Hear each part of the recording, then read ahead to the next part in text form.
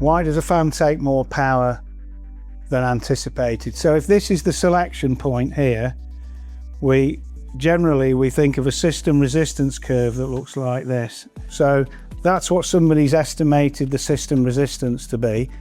Where these two cross is where you're going to get your flow rate. So you are going to get however many meters cubed a second and however much pressure this is at this point.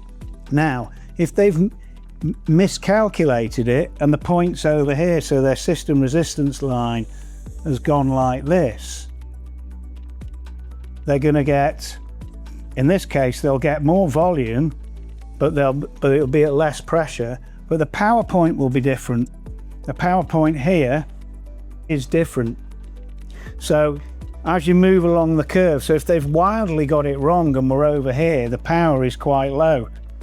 I mean, if we've picked a motor that covers the peak power, and this sort of curve is called a non-overloading curve, then it's not a problem, because it doesn't matter where we operate, we're fine.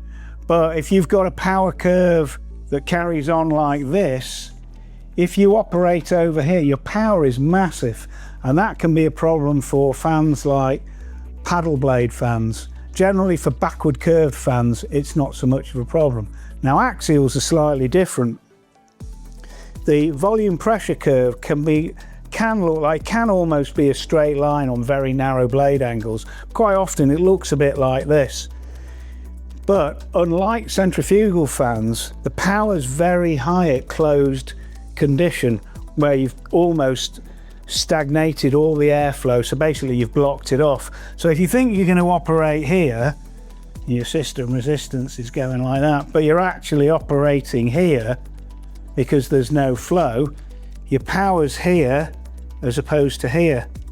And likewise again, I mean, over this section it's relatively flat, but if you've not calculated properly, you're going to get whatever the variance is depending on where you operate. And one other point, generally when you're starting axials, when you're testing them, you keep them as open as possible, because that's generally where the power is lowest. On for centrifugal fans, you damper the fans back where you've got least power.